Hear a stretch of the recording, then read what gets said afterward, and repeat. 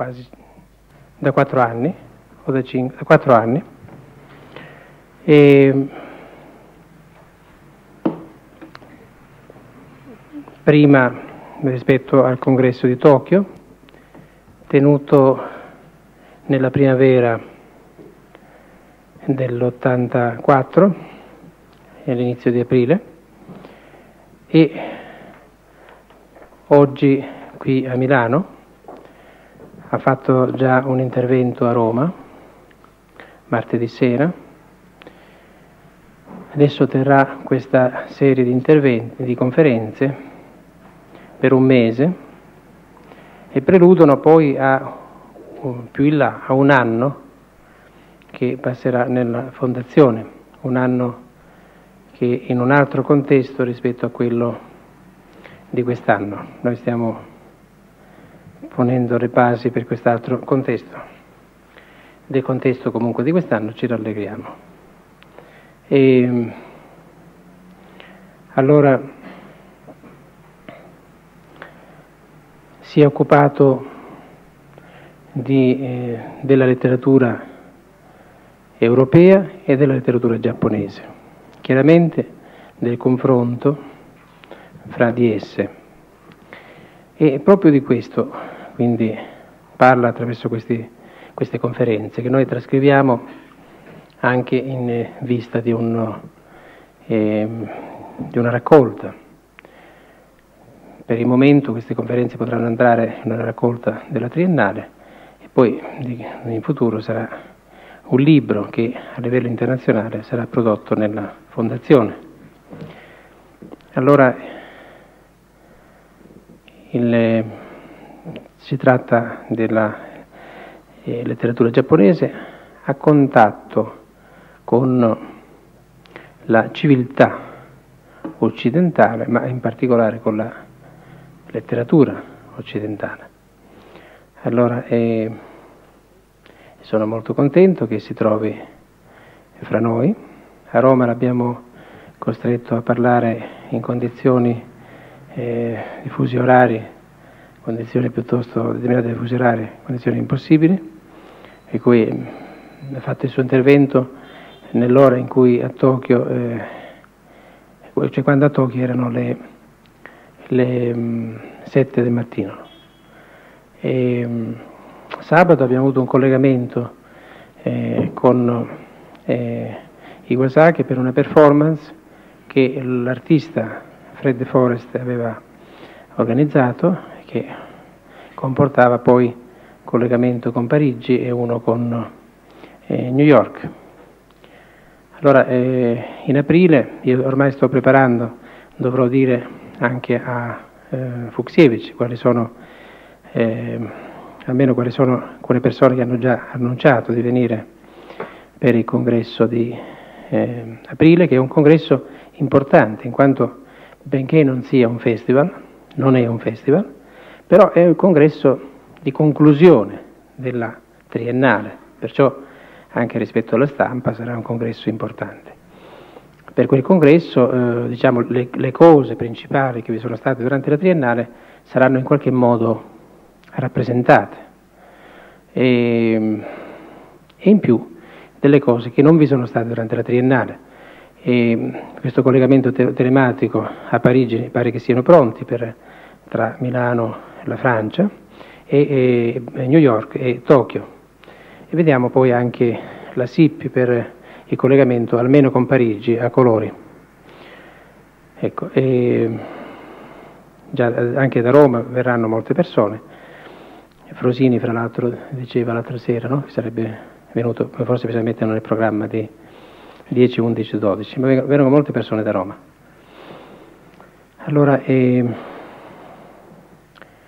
ecco, passo la parola a Tsutomu Iwasaki.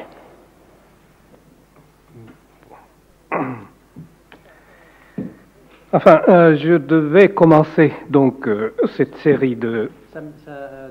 Jeudi prochain. Ça commence jeudi prochain. C'est ça, oui. Mais on fait une introduction, puisque on l'avait annoncé. Oui, bien sûr. Une introduction pour cette équipe. Oui. Enfin, j'ai commencé à le dire pour m'excuser auprès de vous, n'est-ce pas, de ce changement. J'ai demandé à M. Berdiglione de retarder le début de cette série parce que je sentais que le temps de préparation n'était pas suffisant pour moi et j'avais des notes un peu en désordre et il fallait un peu de temps pour mettre en ordre et pour vous exposer d'une façon plus ou moins logique. Alors, pour ce soir, j'aimerais vous dire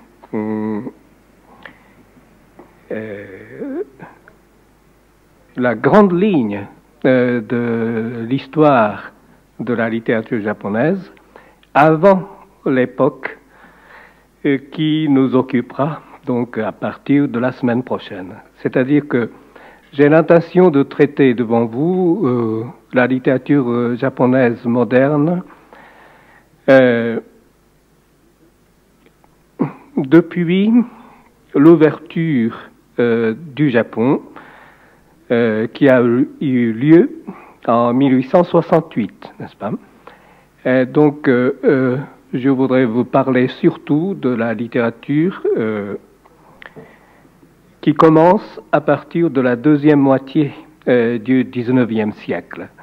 Mais je me suis dit que peut-être pour mettre plus en lumière la différence ou bien le changement qui s'est produit à partir de cette ouverture, il vaudrait mieux peut-être de vous parler aussi de la littérature japonaise ancienne, ça veut dire la littérature japonaise d'avant cette ouverture, n'est-ce pas? Et ce sera vraiment une histoire très, très, très générale et rapide et un résumé extrême, n'est-ce pas? Enfin,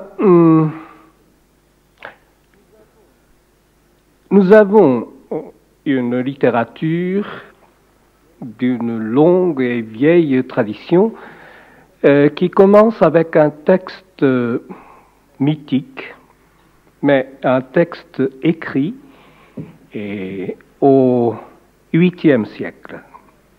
C'est donc une espèce de légende qui ont été rédigées au 8e siècle avec notre langue, déjà, avec en japonais, mais écrit d'une façon tout à fait ancienne, c'est-à-dire que ce texte était écrit uniquement avec des caractères chinois. Et ce qui se passe un peu bizarre avec ce texte, c'est que comme écriture, donc, ce sont uniquement des caractères chinois, mais en réalité, c'est la transcription phonétique du japonais de l'époque en utilisant ces caractères chinois. Et il vaudrait mieux peut-être vous expliquer comment nous écrivons, quel est le système de notre langue, n'est-ce pas? Nous utilisons plutôt trois espèces d'écriture, de caractères, dont la première, ce sont donc des caractères chinois. Et ce sont des idéogrammes, n'est-ce pas? Chaque caractère signifie quelque chose. Il y a un caractère très simple, par exemple la rivière, la montagne, la lune, le soleil, l'arbre, tout cela s'écrit en avec un seul caractère qui est très figuratif, si vous voulez. Est-ce qu'il y a un tableau?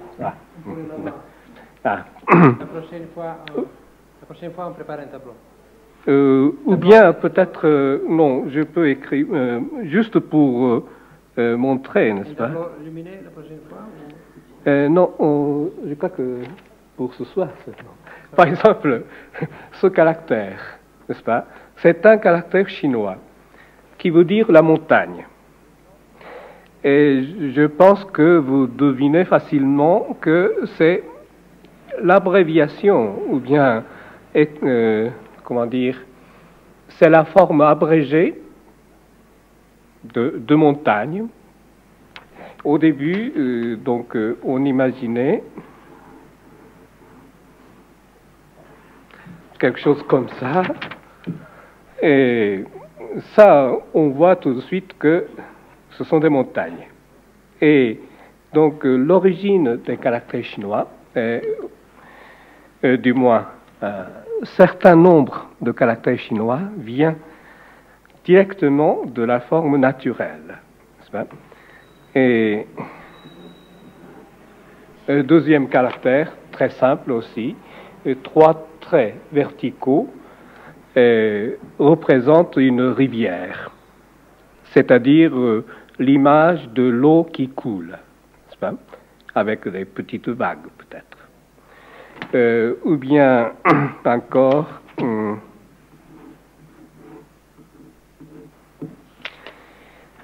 ça représente soit le soleil, soit le jour. Et tout simplement, l'origine, c'est la forme du soleil, avec un point noir peut-être. Enfin, il y a un trait au milieu, mais ce caractère représente le soleil ou bien le jour. Et donc, tous ces caractères chinois sont des idéogrammes qui conservent le même sens en Chine qu'au Japon, n'est-ce pas? Et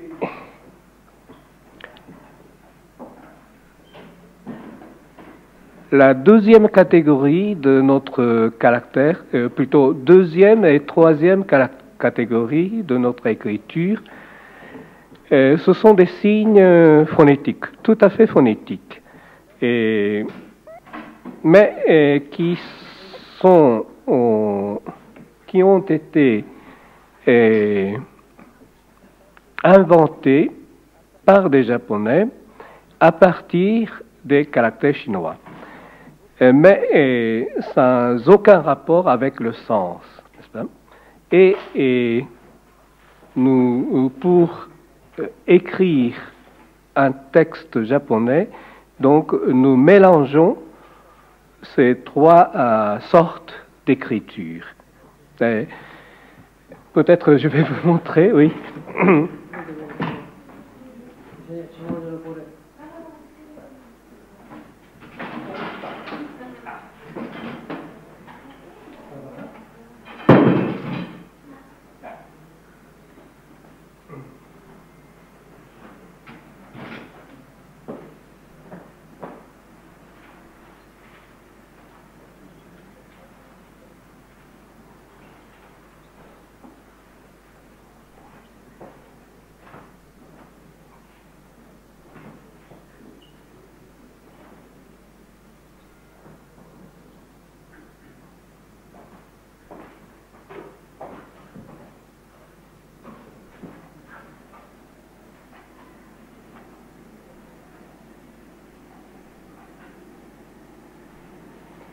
Alors, j'ai choisi des phrases très simples.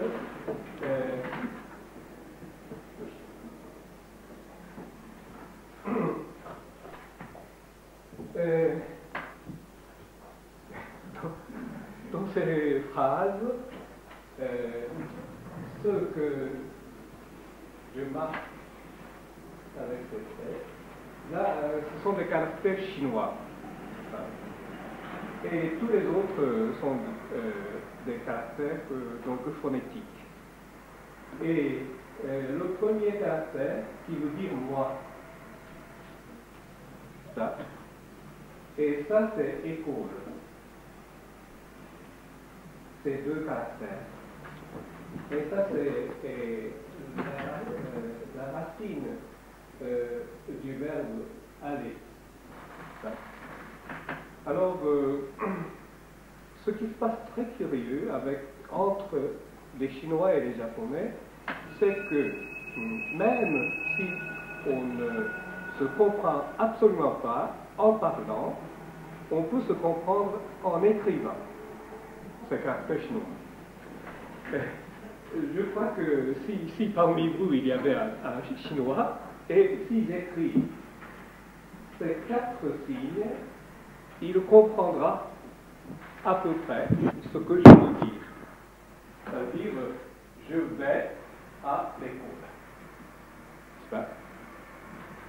Et ça, et ça. Ça, c'est donc, tous ces caractères appartiennent à la deuxième catégorie, qui sont en phonétique, comme j'ai dit tout à l'heure. Et, par exemple, ce caractère vient, l'origine de ce caractère, c'est toujours un caractère chinois. Mais quand on écrit ce caractère très vite, par exemple, comme ça, et ça devient comme ça. Et donc, c'est la forme, comment dire, rapide, catholique.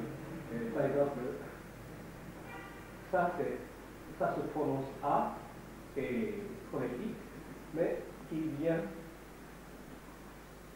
de caractère chinois qui veut dire calme ou bien tranquille, etc. Mais quand nous avons inventé cette forme, nous avons abandonné le sens de cet idiome-là. Tout simplement comme signe qu'on doit prononcer A. Pour tous ces caractères, donc, il y a chacun de ces signes, il y a des caractères chinois qui correspondent. Et le troisième, c'est ça. Également en phonétique, mais inventé d'une autre façon. C'est-à-dire que, oui, je dois dire que la deuxième catégorie sont appelées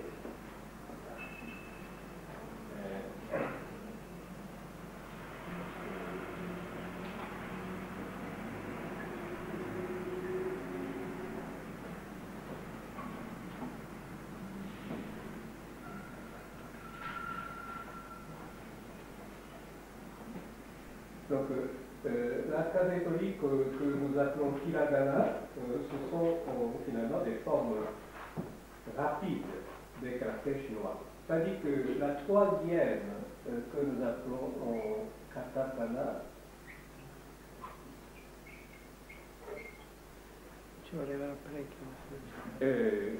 il s'agit d'une partie d'un caractère chinois.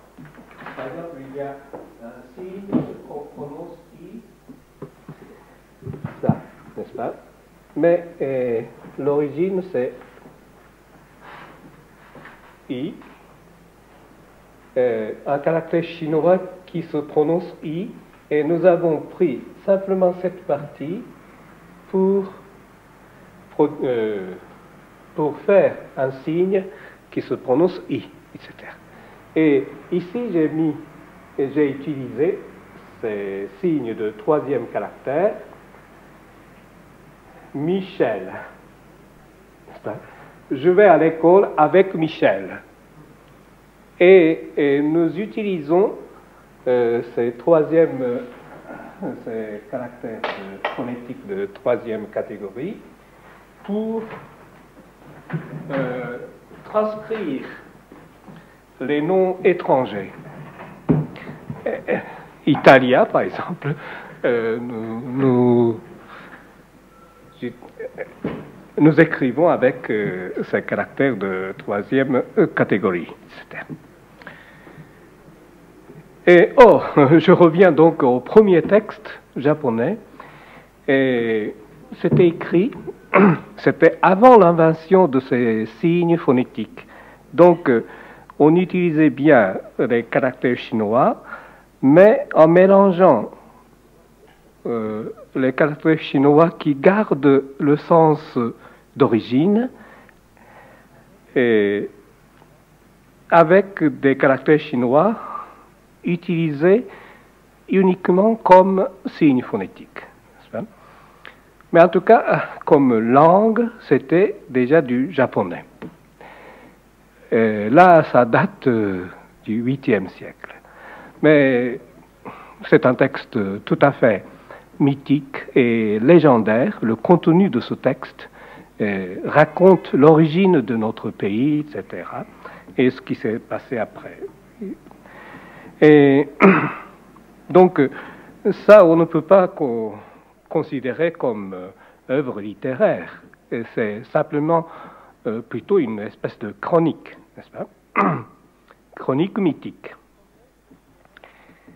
Et comme œuvre littéraire, la première chose importante, c'est un recueil de poèmes qui date du 9e siècle, qu'on appelle Manyoshu, ça veut dire recueil de 10 000 feuilles.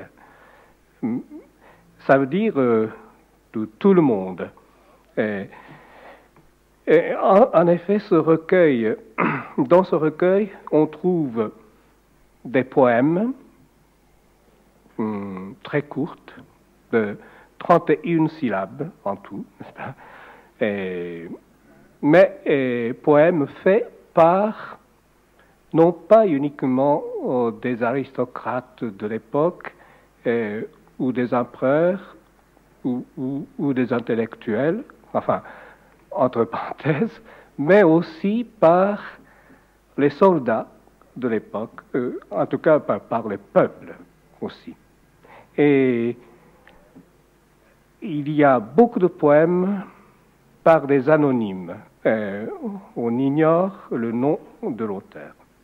Mais quand même, ce recueil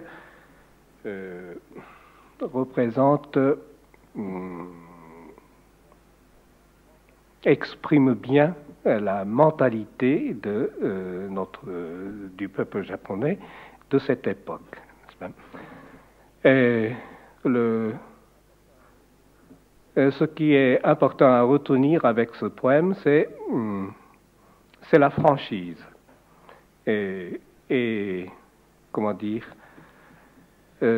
aussi bien la joie que la tristesse, on sent, même maintenant, quand nous lisons ces poèmes, nous les sentons vraiment d'une façon directe. Je dis cela parce que 2 siècles plus tard, au XIe siècle, déjà la civilisation, la qualité de civilisation change et donc au XIe siècle, notre civilisation est représentée surtout par les œuvres des aristocrates. Le peuple devient plus pauvre, tandis que les aristocrates deviennent plus fins, raffinés, et qui produisent des œuvres importantes du point de vue littéraire. Et je mélange un peu, mais je pense que comme tradition, ce qui a formé Et la partie principale de la tradition de notre littérature, c'est la poésie. Et poésie d'une forme très courte, comme je vous ai dit tout à l'heure, qui consiste en 31 syllabes divisées selon un certain rythme. La première partie, 5, 7, 5, comme si le nombre de syllabes.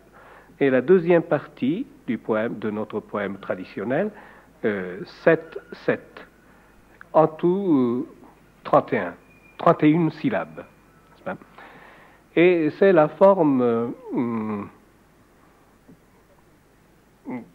donc, tout à fait au début, ça existait déjà, et même actuellement, il y a beaucoup de Japonais qui pratiquent cet art, d'exprimer soit le sentiment, soit l'émotion, ou bien la description d'un paysage, ou bien d'une vue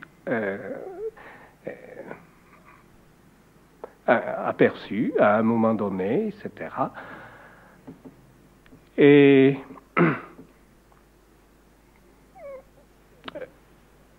pour chaque période, nous trouvons des recueils qui comprennent chacune un millier de poèmes de cette forme.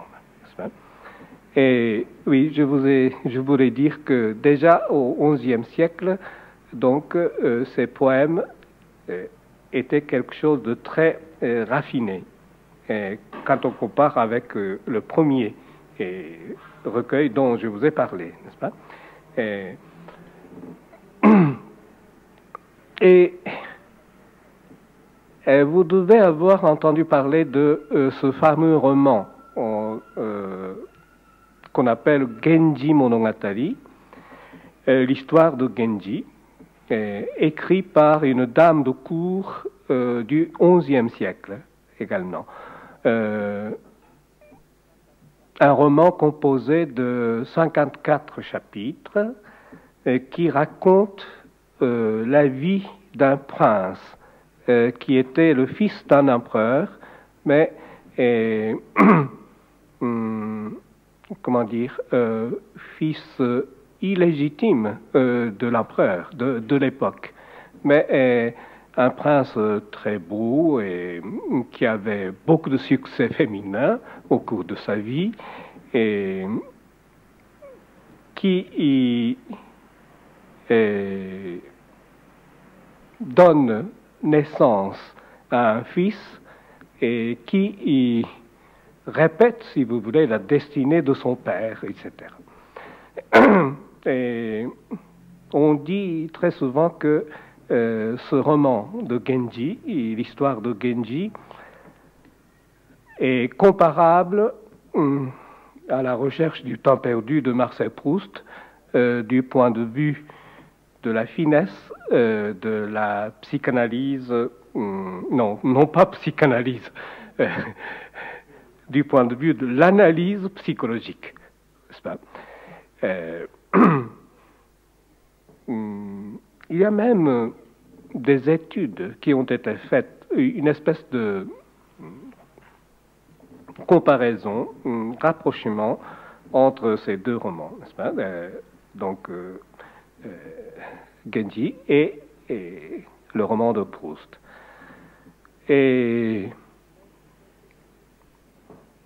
Mais c'est écrit dans une langue japonaise ancienne, donc du XIe siècle. Vous imaginez bien que pour le lecteur contemporain, même japonais, ce texte n'est pas facilement accessible. Il faut apprendre l'ancien japonais pour suivre ce roman de Genji. L'auteur s'appelait Murasaki Shikibu. Et de sorte que nous avons actuellement au moins 3 traductions en langue, en japonais moderne de ce roman, n'est-ce pas? Et heureusement, les 3 traducteurs de ce roman étaient des écrivains de grande qualité, et dont une femme, poétesse même, qui s'appelait Yosano Akiko. Et le deuxième traducteur, c'est Tanizaki Junji Ichiro, l'auteur de Tanizaki comment dire, Tanizaki est un des plus grands écrivains de l'époque moderne, c'est-à-dire qui a commencé ses activités dans les années 20 de notre siècle, et il est mort il y a une vingtaine d'années. Mais il a consacré beaucoup de temps à traduire ce roman. Et la troisième, c'est la plus récente, a été achevée il y a seulement une quinzaine d'années par une femme écrivain également. Et moi, personnellement, comme je n'ai pas étudié spécialement, profondément, l'ancien japonais, quand je lis ce roman Genji, je demande,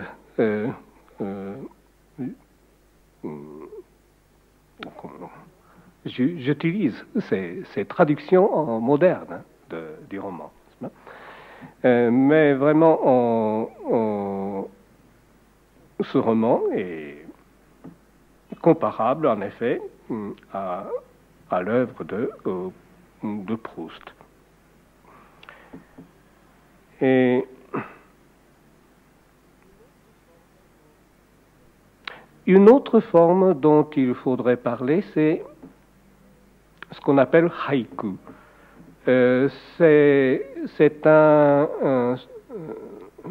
poème, mais d'une forme encore plus courte.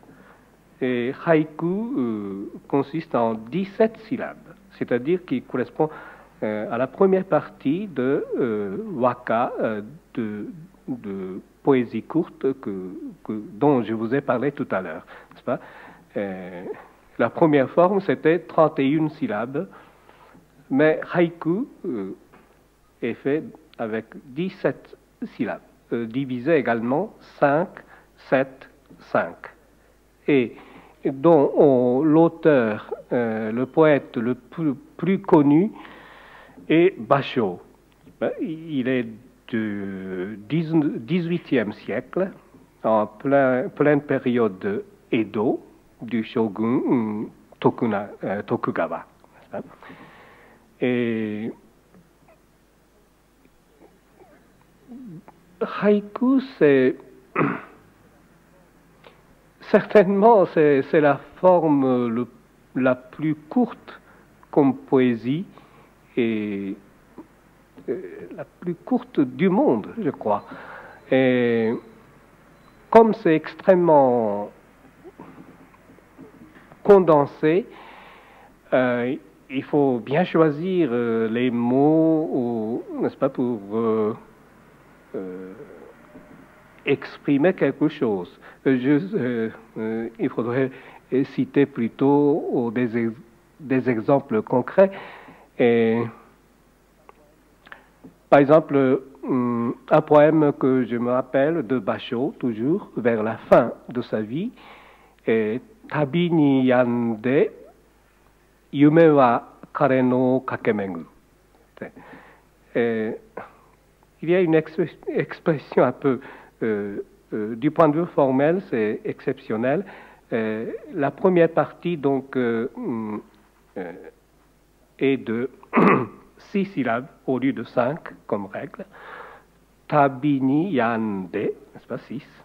Yume wa kare no o, ça c'est 7. Kakemenguru 5. Donc, et ça veut dire tomber malade au cours de voyage. Mon rêve parcourt le champ désert, bien désolé. N'est-ce pas? Ça,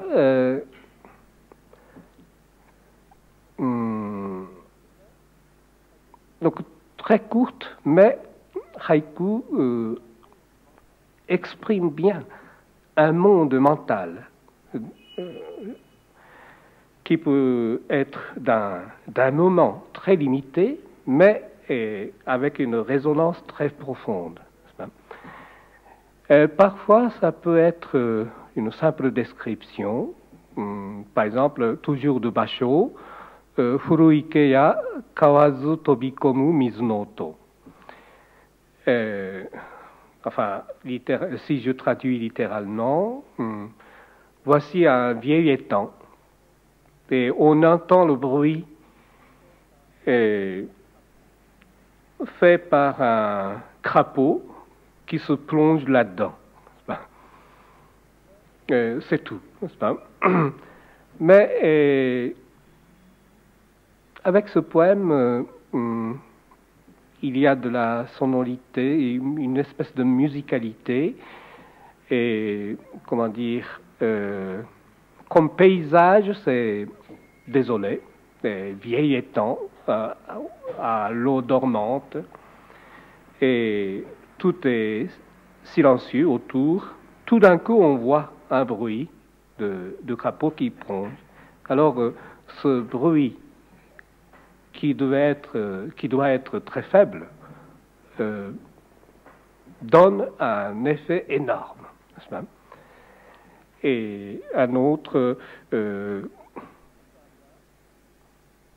Natsukusaya Tsuwamono domo ga yume no ato. Ça veut dire il y a des herbes folles, ce sont des traces des rêves des soldats d'autrefois. C'est ça, n'est-ce pas?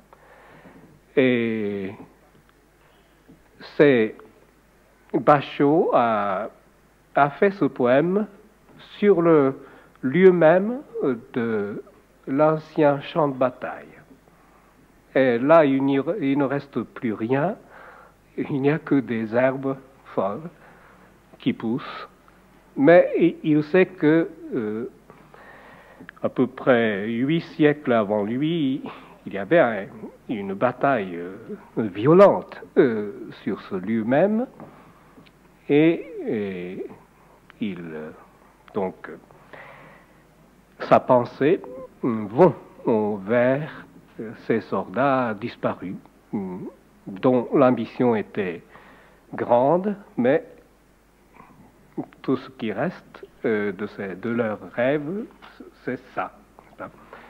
Donc, expression extrêmement courte, mais très condensée et qui a une résonance extraordinaire. C'est une des formes de notre poème. Et puis, en ce qui concerne le roman de Genji, c'est quand même une œuvre tout à fait exceptionnelle dans l'histoire de la littérature japonaise aussi. Et parce que le roman, la forme romanesque, n'avait pas de tradition, si vous voulez. Et de temps en temps, au cours de l'histoire de notre littérature, de temps en temps, nous voyons apparaître quelques romanciers, je dirais, géniaux, mais un écrivain à tous les 2 siècles à peu près, n'est-ce pas? Et par exemple, je cite le cas de Ueda Akinari, l'auteur d'un recueil de contes À propos de ce recueil, je vous cite un film fait par Mizoguchi. Et il doit y avoir quelqu'un qui a vu le film de... Quel est le titre en français? Voilà, c'est ça. L'histoire... Voilà, c'est ça. C'est un recueil donc intitulé Ugetsu Monogatari, ça veut dire des histoires, plus littéralement, histoires de la pluie et de la lune. Ou c'est pluie, Getsu c'est lune, Monogatari c'est l'histoire. Et là, il n'y a rien de moderne. Par exemple, je prends comme exemple un épisode d'un bonze. Il y a une résonance très bouddhique aussi, et non pas mythique, mais comment dire, je ne vois pas exactement le mot, une espèce de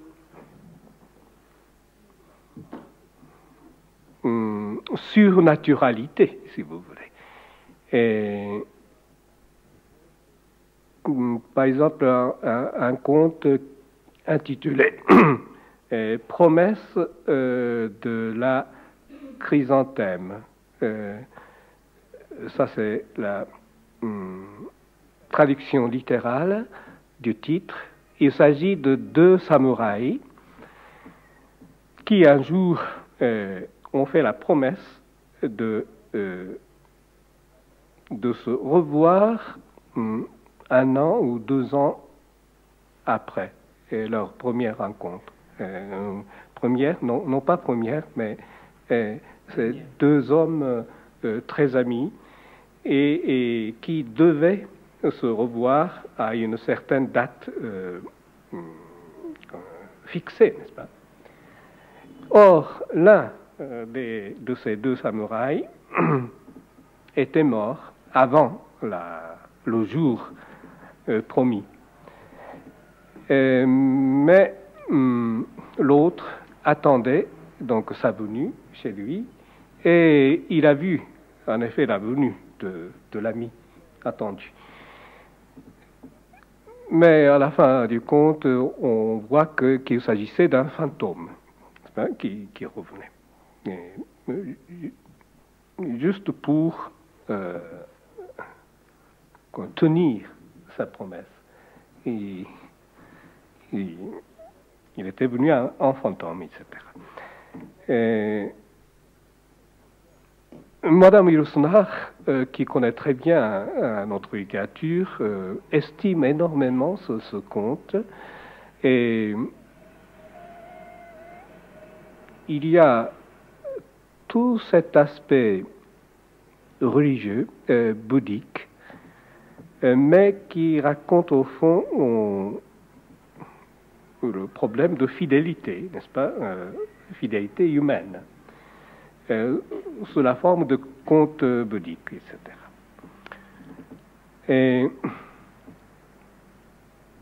Et puis dans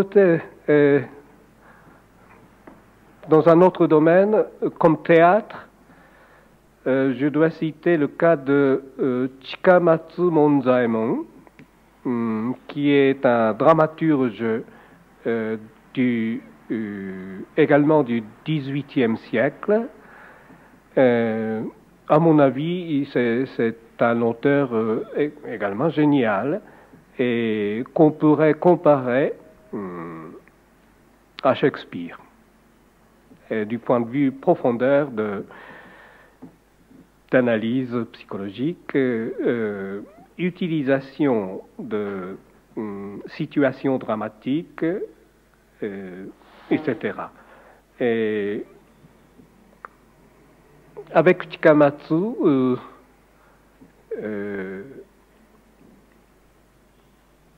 comment dire, ce qui est très profond chez lui, c'est